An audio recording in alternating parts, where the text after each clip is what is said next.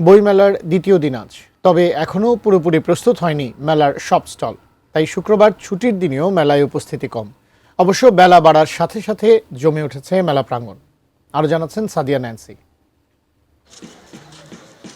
ছুটির দিন বাবা মায়ের হাত ধরে মেলায় ঘুরতে এসেছে এই খুদে পাঠক। তার মতো এমন অনেক শিশুর অপেক্ষা বইয়ের রাজ্যে বেড়ানোর। রঙিন মলাটে, ঠাকুরমার ঝুলি, গোপাল ভাঁড় আর রূপকথার গল্পে হারিয়ে যাওয়ার। মিনা কার্টুনের গল্প, এরপরে গোপাল ভাঁড়ের গল্প, এগুলো পছন্দ করি। সিসিমপুরের জিনিসগুলো দেখতে এসেছি, বইও কিনতে এসেছি। কয়েকটা বই দেখলো, নেওয়ার ইচ্ছা জাগলো, অল্প হলেও তারা পড়বে এবং শিখবে। বরাবরই মেলার শিশু চত্বরে অন্যতম আকর্ষণ থাকে সিসিমপুর। তবে এবার ইকরি, হালুম বা টুকটুকিদের দেখা মেলেনি। আলাদা করে শিশু চত্বরই নেই, ফলে ছোটদের উপস্থিতিও কম।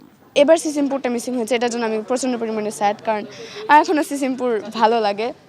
হতাশ হয়েছে, তারা ভেবেছিল শিশু প্রহরে একটু সিসিমপুর কার্টুন দেখবে, একদম খুব কাছ থেকে গত বছর দেখেছে। এবারের মেলার প্রথম শিশু প্রহরে ছিল চিত্রাঙ্গন প্রতিযোগিতা। সকাল থেকে খুদে আঁকিয়েদের ভিড়ে মুখর একাডেমি চত্বর। এবার আসছি একটা প্রতিযোগিতা দিতে। কি প্রতিযোগিতা? ড্রয়িং প্রতিযোগিতা। এখনো অনেক স্টলে সাজানো গোছানো চলছে। কোথাও বইয়ের তাক বসানো হচ্ছে, কোথাও চলছে ব্যানার টানানো, আবার কোথাও পড়ছে তুলির আঁচড়। প্রথম শুক্রবার হিসেবে মেলার উপস্থিতি সার্বিকভাবেই কম। তবে 18 দিনের এই মেলা শিগগিরই জমে উঠবে বলে আশা প্রকাশক ও বিক্রেতাদের। বাচ্চারা বিশেষ করে ছড়া ও গল্পের বইটা পছন্দ করে, আর গল্পের ভিতরে বাচ্চারা ভূতের গল্পটাই বেশি পছন্দ করে। আমরা আশাবাদী আর কি, আশা করছি পাঠক আসবেন, আর এরকম থাকলে আশা করছি আমাদের রেসপন্সটা ভালো হবে। মেলা চলবে 15ই মার্চ পর্যন্ত।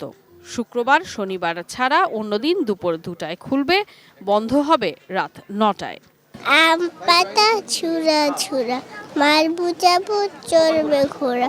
ওরে Sadia Nancy, ATN news, Dhaka.